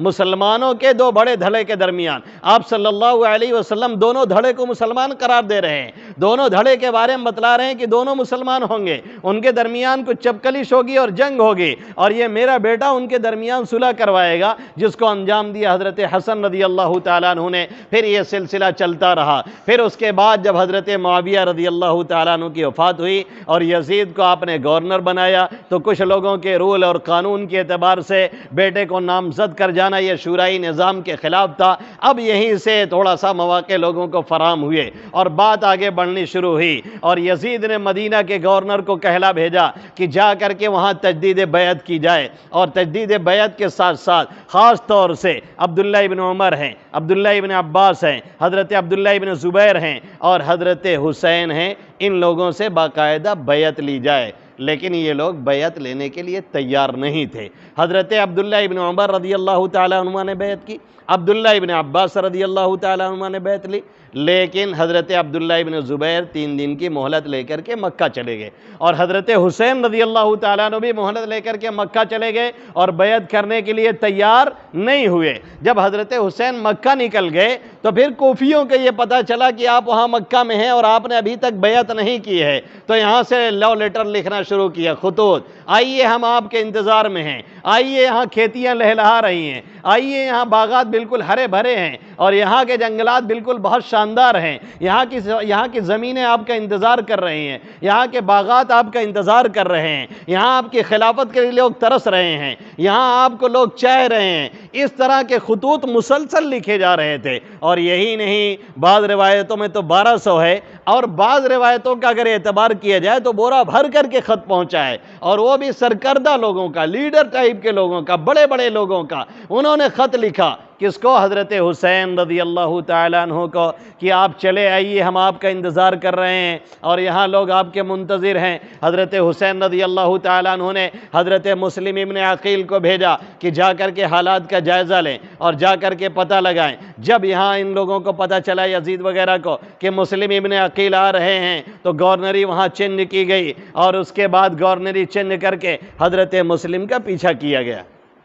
حضرت مسلم جب وہاں پر پہنچے ہیں تو پھر وہاں کیا دیکھتے ہیں کہ لوگ واقعتاً استقبال کر رہے ہیں، لوگ واقعتاً دوڑ رہے ہیں۔ 18,000 لوگوں نے آپ کے ہاتھ پہ بیعت کر لی بیک وقت۔ انہوں نے یہاں سے خط لکھ دیا کہ ہاں حالات ٹھیک ہے، آپ تشریف لائیے، اور جب تک یہ خط ادھر پہنچ رہا ہے آپ پوری طرح سے دشمنوں میں گھر گئے ہیں۔ صبح سے شام نہیں ہوتی ہے کہ الکوفی لا یوفی، کوفہ والے بے وفا سب نکلے، نتیجہ یہ نکلا کہ شام جاتے جاتے آپ کے ساتھ 2-3 لوگ رہ گئے اور اس کے بعد لاسٹ ٹائم پہ آپ کے ساتھ کوئی بھی نہیں ہے، پھر آپ کو گرفتار کیا گیا اور بے دردی کے ساتھ شہید کر دیا گیا۔ ادھر حضرت حسین رضی اللہ تعالیٰ عنہ مکہ سے نکل چکے تھے، اور جب نکلنے لگے تو حضرت عبداللہ ابن جعفر، عبداللہ ابن عباس، عبداللہ ابن عمرو ابن عاص اور دیگر صحابہ کرام نے، جلیل القدر صحابہ کرام نے فرمایا جائیے مت، جانا ٹھیک نہیں ہے، آپ کے لیے کسی طرح مناسب نہیں ہے۔ انہوں نے ان لوگوں کا شکریہ ادا کیا اور کہا کہ اب جا چکے، اب جانے کا ارادہ کر چکے ہیں۔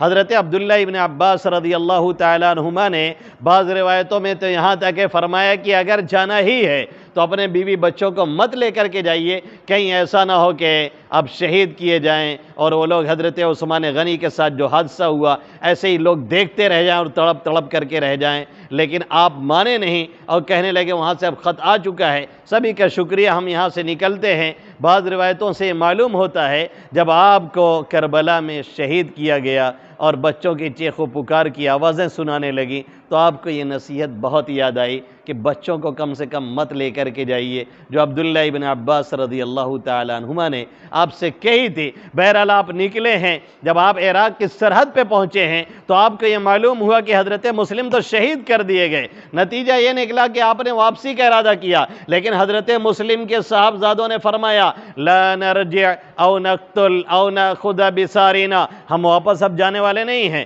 یا تو ہمیں بھی شہید کیا جائے، ہم بھی یہی مار دیے جائیں، یا تو ہم پھر اپنے خوبہا کا بدلہ نہ لے لیں، جب تک ہم اپنا بدلہ نہیں لیں گے تب تک لوٹنے والے نہیں ہیں، یا تو ہم بھی شہید ہوں گے یا تو ہم اپنا بدلہ لیں گے۔ نتیجہ یہ نکلا کہ آپ وہاں سے نکل رہے ہیں اور نکل کر کے قریب پہنچ رہے ہیں، ادھر سے سیکورٹی کا عملہ ٹائٹ کیا گیا ہے، ادھر سے دوسروں کو لگا دیا گیا ہے، حرب ادھر سے آ رہا ہے اور آ کر کے کہہ رہا ہے حضرت حسین رضی اللہ تعالیٰ عنہ سے ہمیں اس لیے لگایا گیا ہے کہ آپ کوفہ نہیں جا سکتے ہیں، اس لیے آپ کہیں اور کا رخ کر لیجئے، بہتر یہ ہے کہ آپ بات مان لیجئے، آپ کا بھی نقصان نہیں ہوگا، ہمارا بھی نقصان نہیں ہوگا۔ وہ آپ کو یہ سمجھا رہا تھا کہ آپ نے رخ موڑ دیا ادھر کربلا کی طرف، اور کربلا میں یہ تمام کے تمام اس کے فوجی وغیرہ پہنچے اور وہاں پر پھر آپ سے یہ پریشر یہ ڈالنے لگے کہ کسی طرح سے آپ یزید کے ہاتھ پر بیعت کر لیں، لیکن حضرت حسین رضی اللہ تعالیٰ عنہ اس کام کے لیے کسی طرح سے تیار نہیں۔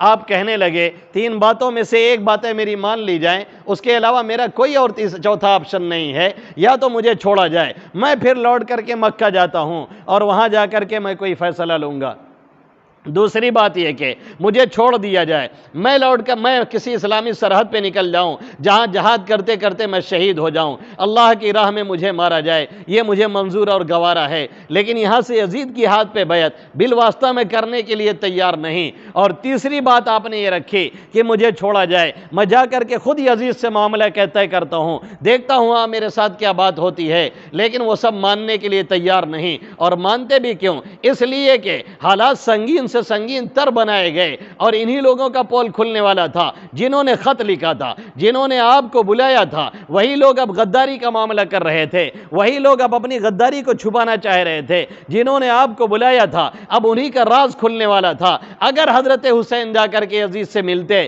تو پھر نتیجہ یہ نکلتا کہ یہ جو منافق بیچ میں بیٹھے تھے، جو بچولیے بیٹھے تھے، جو آج سینہ کو بھی کرتے ہیں اور جو آج ہائے حسین کرتے ہیں، یہی وہاں پر تھے جو اس طرح کی منافقت کر کے اور نہ معلوم کیا کیا سازشیں اندر اندر رچ چکے تھے۔ اس لیے ان لوگوں نے آپ کی تینوں باتوں کا انکار کیا اور ریجیکٹ کیا اور کہنے لگے ہم جانے نہیں دیں گے۔ ایک ہی شکل یہی ہے کہ آپ اپنا ہاتھ دیجئے اور یہاں پر بیعت کیجئے، اور بیعت کرنے کے بعد ہی دوسری بات ہو سکتی ہے۔ آپ نے فرمایا پھر بیعت اس طرح سے نہیں ہو سکتی۔ نتیجہ یہ نکلا کہ وہ دنیا نے منظر دیکھا جسے نہیں دیکھنا چاہیے تھا شاید۔ حضرت حسین رضی اللہ تعالیٰ عنہ نے پھر کہا اب جنگ ہوگی، ہم اس کے علاوہ کسی شکل پہ تیار نہیں ہیں۔ اور جنگ کا یہ سلسلہ کئی دنوں تک چلتا رہا۔ پانی دریا کا قبضہ ان لوگوں کا ہے اور ادھر سے پانی بند کیا گیا ہے اور رسد بند کی گئی ہے۔ نتیجہ یہ نکلتا ہے ایک دن گزرتا ہے، 2 دن گزرتا ہے، 3 دن گزرتا ہے۔ اسی حالت میں حضرت حسین رضی اللہ تعالیٰ عنہ جنگوں کو جاری کیے ہوئے ہیں، ادھر سے بھی لوگ مارے جا رہے ہیں، ادھر سے بھی آپ کے لوگ شہید ہو رہے ہیں، یکے بعد دیگرے شہید ہوتے چلے جا رہے ہیں۔ اب اس شہادت کو لوگ نامعلوم کس انداز سے بیان کرتے ہیں۔ کوئی دکھاتا ہے کہ درخت کے پتوں سے خون ٹپک رہا ہے، کوئی اپنے بیان میں یہ دکھاتا ہے کہ پتھر سے بھی خون نکل رہا ہے۔ ارے بھائی آپ کچھ دکھا لیجئے، مجھے سب منظور ہے، لیکن اتنا تو معلوم ہونا چاہیے کہ یہ مقام شہادت ہے جو حضرت حسین رضی اللہ تعالیٰ عنہ کو ملا، یہ مرتبہ بلند ملا جس کو بھی مل گیا۔ ہر مدعی کے واسطے دار و رسن کہا۔ حضرت حسین رضی اللہ تعالیٰ عنہ اس جگہ پہ اس حالت میں شہید کیے گئے جس حالت کو ان کے مقرر نہیں بتاتے ہیں۔ حضرت حسین رضی اللہ تعالیٰ عنہ نے شہادت جام شہادت نوش کرنے سے پہلے اپنے لوگوں کا خطاب فرمایا، اور خطاب کر کے کیا فرمایا؟ فرمایا سنو میرے پیارو اور کان کھول کر کے سنو، اگر دنیا کسی پر باقی رہتی یا دنیا میں کوئی باقی رہتا تو انبیاء سب سے زیادہ اس کے حقدار تھے، لیکن سن لو کان کھول کر کے، دنیا کو اللہ نے پیدا کیا ہے فنا ہونے کے لیے، دنیا کو اللہ نے پیدا کیا ہے ختم ہونے کے لیے۔ فنعیمها فجدیدها بال ونعیمها مضمحل، جو اس کا نیا ہے وہ پرانا ہونے والا ہے، اس کی نعمتیں زائل ہونے والی ہیں۔ وسرورها مکفہر، اس کی جتنی خوشی کافور ہونے والی ہے۔ والدار قلعۃ، یہ دار دنیا بے بھروسہ ہے۔ والمنزل طلعۃ، یہاں کا ٹھکانہ بالکل ناپائیدار ہے، کسی بھی حالت میں کوئی چیز برقرار رہنے والی نہیں، سب کچھ چھوڑ کر کے جانا ہے۔ وتزودوا فإن خیر الزاد التقوی، اس لیے توشہ لو اور سب سے بہتر توشہ تقوی الہی ہے، اللہ کا خوف ہے، اللہ کا ڈر ہے۔ جس کے اندر یہ بات پیدا ہو گئی وہ کیا یہاں رہے، کیا وہاں رہے، کیا اس دنیا میں رہے، کیا اس دنیا میں رہے، یہ مقام شہادت سبیں نہیں ملتا ہے، کسی کو اللہ چنتا ہے۔ اس حالت میں آپ نے پھر قتال شروع کیا اور جنگ کرتے کرتے اس حالت میں آپ کو جام شہادت نوش کیا گیا کہ آپ سجدے کی حالت میں ہیں اور آپ کا سر تن سے جدا کیا جا رہا ہے۔ اس حالت میں آپ نے جام شہادت نوش کیا، اس لیے کسی شاعر نے کہا اور بالکل بجا کہا کہ حضرت حسین رضی اللہ تعالیٰ عنہ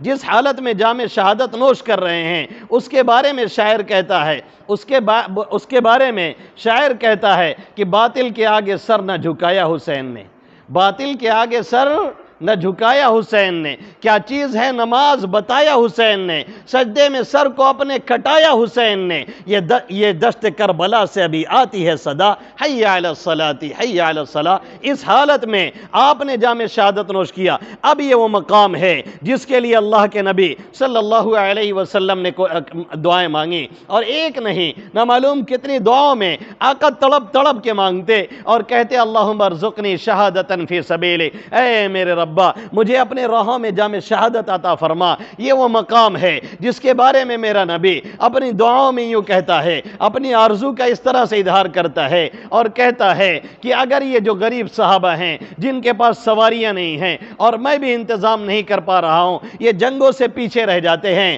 مجھے یہ خطرہ ہے کہ یہ بیچارے نہیں جا پائیں گے تو ان کو تکلیف ہوگی، ورنہ میری حالت یہ ہے میں ہر جنگ میں شریک ہونا چاہتا ہوں۔ پھر آقا فرماتے ہیں، اٹھاؤ بخاری شریف، اٹھاؤ مسلم شریف، آقا فرماتے ہیں لوددت ان اقتل ثم احیا ثم اقتل ثم احیا ثم اقتل ثم احیا ثم اقتل، میری خواہش یہ ہے میں راہ خدا میں شہید کیا جاؤں، پھر زندہ کیا جاؤں، پھر شہید کیا جاؤں، پھر زندہ کیا جاؤں، پھر شہید کر دیا جاؤں۔ یہ آقا مدنی صلی اللہ علیہ وسلم کی تمنا ہے۔ اگر شہادت رونے کی چیز ہوتی، اگر شہادت گھبراہٹ کی چیز ہوتی، اگر شہادت پریشانی کی چیز ہوتی تو پھر میرا نبی کبھی اس طرح سے جام شہادت نوش کرنے کی تمنا نہ کرتا، بار بار دعائیں نہ مانگتا۔ یہی نہیں، عمر فاروق رضی اللہ تعالیٰ عنہ بار بار اپنی دعاؤں میں یہ دعا مانگتے اللہم ارزقنی شہادتا فی سبیلک وموتا ببلد رسولک، اے میرے ربا میں آپ کی راہ میں شہادت چاہتا ہوں اور تیرے نبی کے شہر میں موت چاہتا ہوں،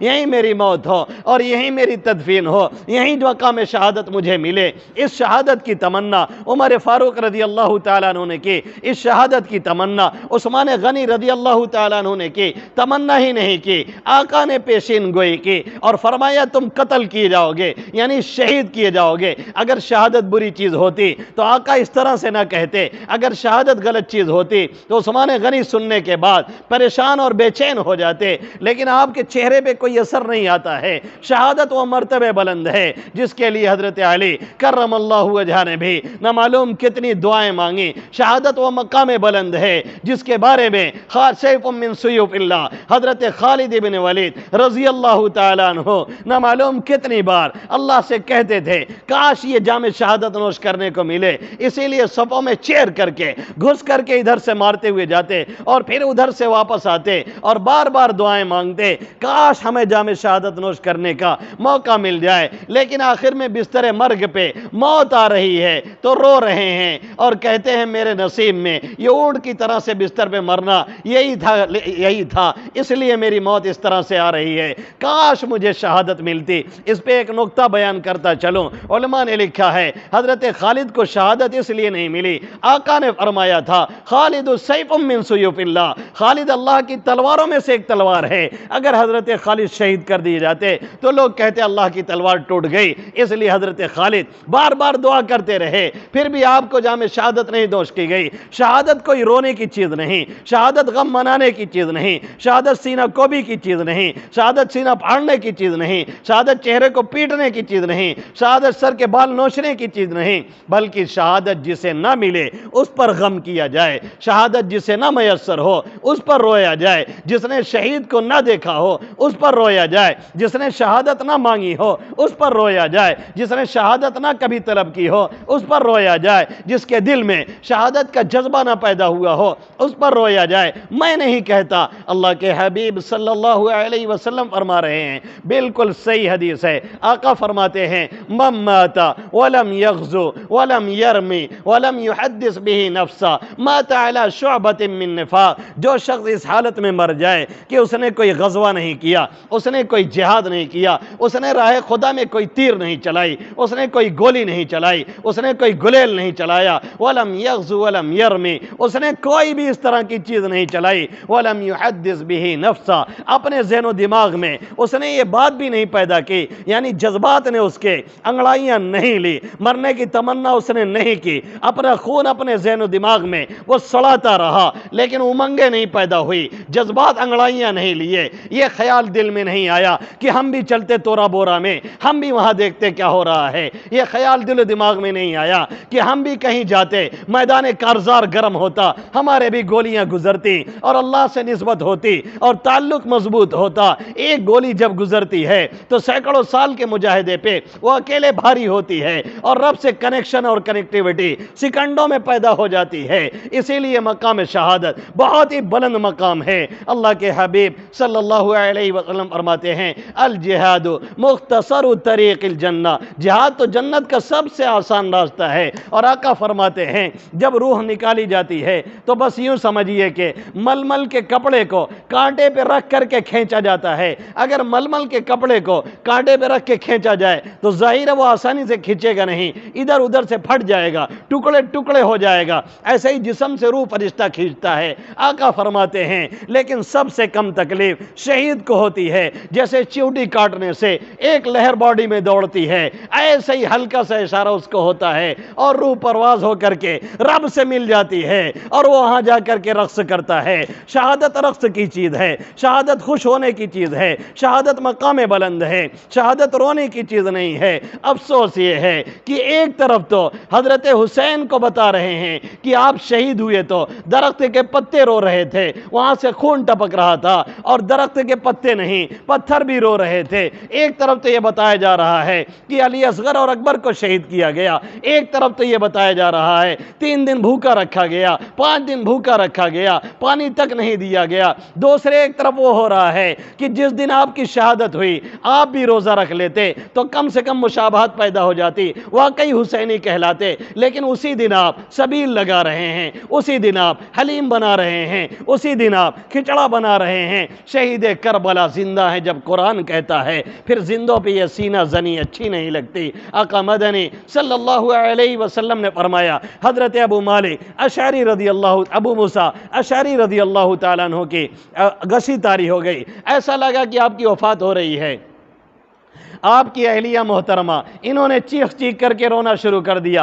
आपको इफाका हुआ, आपने फरमाया ये क्या तमाशा कर दिया, क्या वो हदीस तुमको नहीं मालूम है जिसे मैंने रसूलुल्लाह सल्लल्लाहु अलैहि वसल्लम के वास्ते से बयान किया। उन्होंने पूछा क्या बयान किया, फरमाया मैंने ये बयान किया था कि अल्लाह के हबीब सल्लल्लाहु अलैहि वसल्लम फरमाते हैं, अना बरीउम मिम्मन हलका व सलका व खरका, मैं उस शख्स से बरी हूँ, उसका मुझसे कोई वास्ता नहीं है जो मुसीबत आने पे अपने सर के बाल मुड़ा दे, अपने भाव को मुड़ा दे, अपने चेहरे के बाल मुड़ा दे। आका मदनी ने फरमाया ये मेरा तरीका नहीं है, मैं ऐसे लोगों से बेजार हूँ जैसे गैर मुस्लिमों में होता है, कोई मरता है तिरावी मनाते हैं, उसके बाद पूरा बाल मुड़वा करके चेहरे से लेकर के सर तक का ऐसा लगता है छीला हुआ आलू है, इस तरह से अपने को बनवा डालते हैं। आका ने फरमाया अगर कोई इस तरह से करता है वो मेरे तरीके में से नहीं है, मैं उससे बरी हूँ। मिम्मन हलका व सलका, और जो चीखे मुसीबत पे, जो पुकारे मुसीबत पे, जो नौहा करे मुसीबत पे। और आका मदनी सल्लल्लाहु अलैहि वसल्लम ने फरमाया व खरका, जो कपड़े फाड़े। और यही नहीं, आगे सुनिए, आका फरमाते हैं चार चीज़ें ऐसी हैं जो मेरी उम्मत से जाने वाली नहीं हैं, ये लोग छोड़ेंगे नहीं इन चार चीज़ों को। अल फ़ख्रु बिल अंसाब, एक चीज़ नसब पे फ़ख्र है, अपनी ज़ाती खूबियों को बयान करना, ये है वैसा है ऐसा है, डींगे मारना। वत्तानु फिल अंसाब, दूसरे नसब पे ताना देना, ये कहना हम फुला ख़ानदान से हैं, हम फुला बिरादरी से हैं, हम बड़े हैं फुला छोटा है, इस तरह की चीज़ें लोग करते रहेंगे। तीसरी बात आका ने फरमाई अल इस्तिस्काउ बिन नुजूम, सितारों से बारिश मांगना। जब बारिश होने लगती है तब लोग कहते हैं फलाना छत्तर से बारिश हो रही है, हतिया चढ़ गई है। अभी तक आपकी हतिया कहाँ थी, अभी तक आपका नछत्तर कहाँ था, आप बारिश क्यों नहीं करवा ली होते उसी से, अभी तक कहाँ क्यों नहीं हो रही थी। ये शिरकिया जुमला है, अगर इसी अकीदे से कहा जा रहा है तब तो आपने शिरक किया है, और अगर अकीदा नहीं है तो भी शिरकिया जुमला है जिससे परहेज ज़रूरी है। किसी भी हालत में हो कहिए अल्लाह ने बारिश की है, जब वो चाहता है बरसाता है, जब वो चाहता है रोक लेता है। चौथी चीज़ आका ने क्या फरमाया, अन्याहा, नौहा करना, क्योंकि ये मुसीबत पे रोना नहीं है, ये गम का इजहार है। अगर वाक़तन मुसीबत होती और वाक़ई रोना होता तो खुद ब खुद आंख से आंसू छलक जाते। उसके लिए चिल्लाना नहीं होता है, उसके लिए मजलिस नहीं लगानी होती है, उसके लिए लोगों को बुलाना नहीं पड़ता है, उसके लिए भीड़ नहीं मचानी पड़ती है, उसके लिए ज़बरदस्ती आंसू नहीं निकालना पड़ता है। आका ने फरमाया अन्याहा, नौहा करना, यह भी ये ज़माने जाहिलियत की चीज़ है। आका आगे फरमाते हैं अन्नाहा इदा लम ततुब कौल मौतिहा, ये नौहा करने वाले, ये सीना पीटने वाले, ये गरीबान चाक करने वाले, ये सरों को बनाने वाले, ये लोगों को मजलिसों में जमा करके खूबियां बयान करके और उसके बाद बिला वजह रोने वाले, ये पब्लिक पैलेस में आंसू बहा बहा करके गम का इजहार करने वाले और गम का इजहार करने वालियां अगर तौबा करने से पहले मर गए, आका मदनी सल्लल्लाहु अलैहि वसल्लम कह रहे हैं इन्हें क्या पहनाया जाएगा। आका ने फरमाया लिबासुम मिन क़तरानिन व दिरउम मिन जरबिन,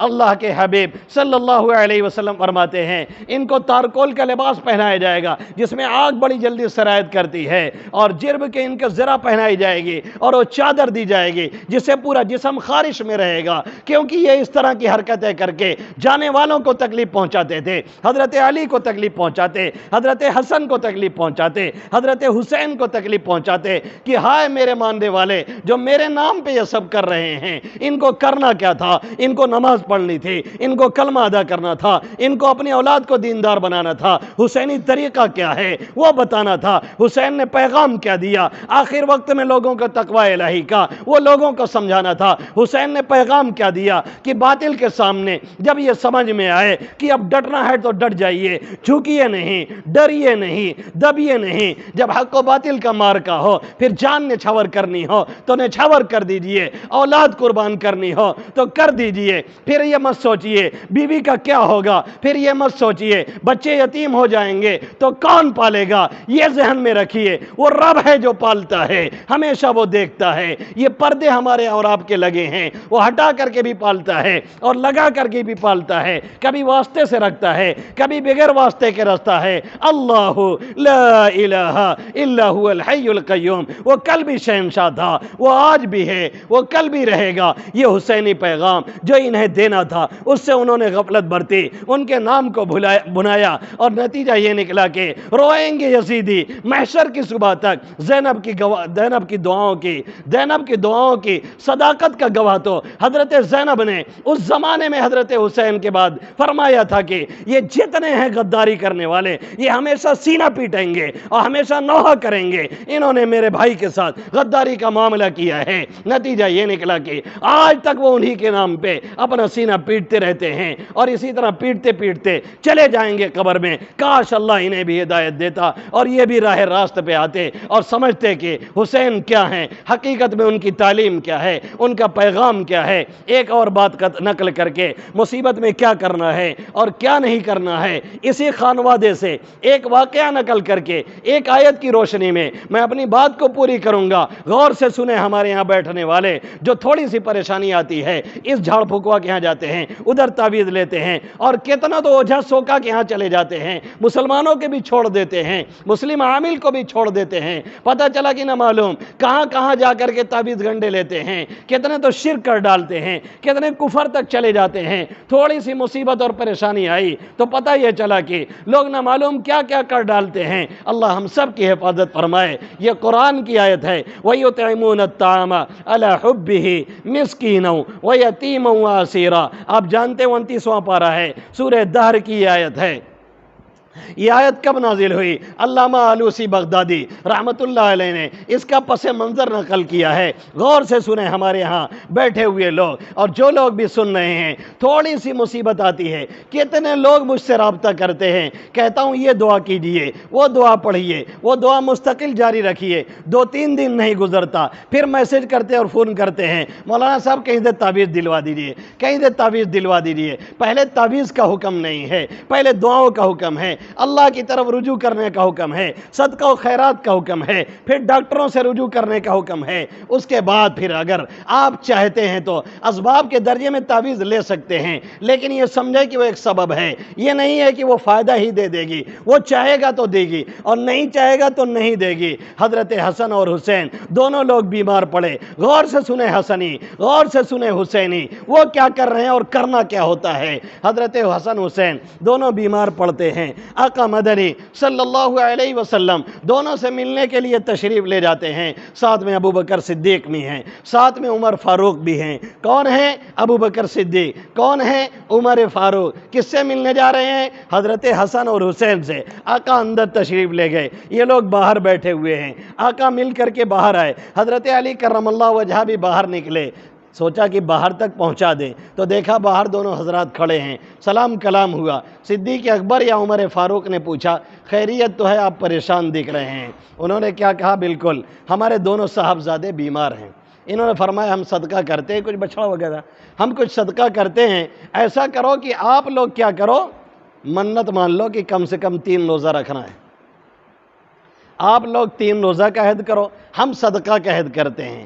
پہلی بات اللہ کی طرف رجوع کرنا ہے، آپ کو روزہ رکھنا ہے، اللہ کو منانا ہے، فریادی بننا ہے، اور ادھر صدقہ کرنا ہے۔ یہ 2 باتیں ملی ہمیں اس سے، یہ 2 باتیں ہمیں ملی کہ جہاں مصیبت آئے پہلے نمبر پہ ہمیں اللہ کی طرف رجوع کرنا ہے، پہلا کام ہمیں یہ کرنا ہے۔ اب آپ کہیں گے کسی کو ہارٹ ہو رہا ہے، اب لے کر کے اسپتال بھاگیں کہ تم بتا رہے 2 رکعت نماز پڑھیں۔ بھیا 2 رکعت نماز جب موقع ہو تو پڑھ لیجئے، اور اگر نہیں موقع ہے تو کم سے کم یہ کہیے کہ اللہ یہ تیری طرف سے ہے اور تو ہی شفا دے گا تو ملے گی، نہیں ملے گی، یہ بھی رجوع اللہ ہے، یہ بھی رجوع اللہ ہے۔ ضروری نہیں کہ 2 رکعت نماز پڑھی جائے، اور اس کے بعد جو بھی ہو آپ صدقہ کریں۔ اب آپ کہیں گے رات کا 2:30 بج رہا ہے اور کوئی مصیبت آ گئی تو ہم کہاں فقیر تلاش کریں گے؟ بھائی وہاں فقیر مت تلاش کیجیے، جو بھی آپ کے پاس ہے 2000 5000 200 10 रुपया 20 रुपया 1 रुपया आप दे सकते हैं सदका। 1 ही रुपया उस फ़कीर और गरीब की नीयत से निकाल करके अलग रख लीजिए, सदका हो चुका है, जब मिलेगा आप दे दीजिएगा। ये तरीक़ा है। उसके बाद फिर इलाज कराने ले जाइए। अब दिनों हजरात ने मान ली मन्नत कि हमें रोज़ा रखना है और इन लोगों ने सदका कर दिया। अब दोनों हजरात ठीक होने लगे, हज़रत हसन भी और हज़रत हुसैन भी। उसके बाद रोज़ा शुरू हुआ। हज़रत हसन ने भी रोज़ा रखा, हज़रत हुसैन ने भी रोज़ा रखा, हज़रत अली करमल्लाहु वजह ने भी रोज़ा रखा, हज़रत फ़ातिमा रज़ियल्लाहु ताला अन्हा ने भी रखा, और कुंबर जो आपका खादिम था उसने भी रोज़ा रखा। पांचों लोग रोज़ा से हैं। खाने के लिए कुछ नहीं है, सेहर हो रही है पानी से। उसके बाद हज़रत अली करमल्लाहु वजह निकले और गैर मजदूरी करके एक यहूदी के यहाँ से कुछ जौ लेकर के आए। लाए तो बीबी फ़ातिमा रज़ी अल्लाह ताला अन्हा ने उस जौ को पीसा और बनाया, बना करके 5 रोटियां तैयार की। एक एक रोटी सबको दे दी गई, किसी से इफ्तार करना है। उसके बाद अभी इफ्तार का वक्त हो ही रहा था कि दरवाज़े पे एक साइल आया और उसने कहा, अना यतीम मिन यतामल मदीना, मैं मदीना के यतीमों में से एक यतीम हूँ। मन अतामनी, कौन मुझे खिलाएगा? अतामहुल्लाहु ताला तामल जन्ना, अल्लाह उसे जन्नत का खाना खिलाए। हज़रत अली ने अपनी रोटी दी, कहा यह दे कर के आओ। हज़रत फ़ातिमा ने अपनी रोटी दी, कहा यह दे कर के आओ। हज़रत हसन ने अपनी रोटी दी, कहा यह दे कर के आओ। हज़रत हुसैन ने अपनी रोटी दी, कहा यह भी दे कर के आओ। तो कहाँ कुंबर पीछे रहते, वो भी कहने लगे ये भी रोटी ले लो, और 5 रोटी दे करके चले आए। सुबह सहरी किससे हुई थी? पानी से। शाम इफ्तार किससे हो रही है? फिर पानी ही से। रोटियां सब किसको दे दी गई हैं? मदीना का एक यतीम आ गया है दरवाजे पे। उसके बाद इसी तरह से गुजर गया पहला रोज़ा। दूसरा रोज़ा भी शुरू होता है पानी पीने के बाद। फिर आप जाते हैं उसी यहूदी के यहाँ, जाते हैं कुछ मेहनत करके, फिर जौ ले करके आते हैं। फिर हज़रत फ़ातिमा रज़ी अल्लाह ताला अन्हा 5 रोटियां इकट्ठा करती हैं, बनाती हैं, और जैसे ही खाने का वक्त होता है एक मिस्कीन आता है और क्या कहता है कि अना मिस्कीन मिन मसाकीनिल मदीना, मैं मदीना के मिस्कीनों में से एक मिस्कीन हूँ, मुझे कुछ खिला दे कोई। अल्लाह उसे जन्नत की ग़िज़ा खिलाएगा और अता फरमाएगा। आप अपनी रोटी उठा करके देते हैं, बीबी फ़ातिमा भी देती है, हसन हुसैन भी देते हैं, उमर आपका खादिम भी देता है। 5 रोटी फिर चली जाती है। 2 दिन हो गया है कंटिन्यू मुसलसल, कुछ खाया नहीं गया है सिवाय पानी पीने के। फिर पानी पे इफ्तार होती है।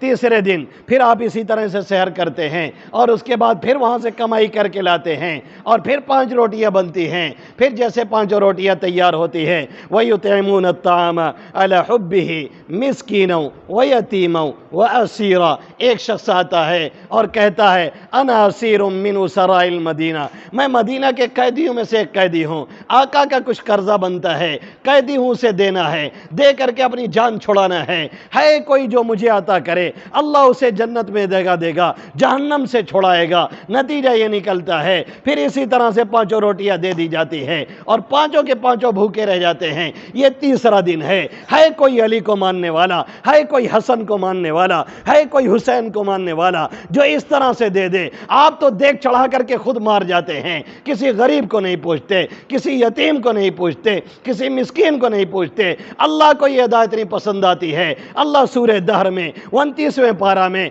आयत नाजिल करता है, वयुतइमून अत्ताम अला हुब्बिही मिस्कीना व यतीमा व असीरा, कि ग़िज़ा की मोहब्बत के बावजूद उसकी चाहत होती है, ज़रूरत होती है, फिर भी खाते नहीं हैं। मिस्कीन को खिलाते हैं, यतीम को खिलाते हैं, कैदी को खिलाते हैं। आका बुला करके पूछते हैं पस मंज़र क्या है? हज़रत अली बयान करते हैं पस मंज़र ये है। इसलिए आयत करीमा नाजिल हुई है। काश कि हम इसे अपनी औलाद को सिखाएं, अपने लड़कों को सिखाएं, अपने घर वालों को सिखाएं। आज अमली एतबार से हम इतना गड़बड़ नहीं हैं जितना अकीदे के एतबार से गड़बड़ हैं। हम भी ये मालूम करें कि मुसीबत आने पे हमें क्या करना है। नौहर नहीं करना है, गरीबान नहीं फाड़ना है, बाल नहीं नोचना है, पीटना नहीं है, हमें सब्र से काम लेना है। और क्या करना है? अगर इस तरह से कोई हादसा हमारे साथ हो जाए, अल्लाह ना करे किसी के साथ हो, पहले अल्लाह की तरफ रुजू करना है, उसके बाद सदका व खैरात करना है, फिर जो भी मुनासिब इलाज हो, चाहे रूहानी हो चाहे डॉक्टरी हो, ہم اس علاج کو کریں، انشاءاللہ کامیابی ملے گی۔ اللہ ان چند باتوں پہ مجھے بھی عمل کرنے کی توفیق نصیب فرمائے، آپ سبھی حضرات کو آمین یا رب العالمین۔ پھر آئیں گے تو پھر باتیں ہوں گی، حیات باقی، ملاقات باقی، بہت سی باتیں بھی باقی ہیں، پھر انشاءاللہ ملاقات ہوگی۔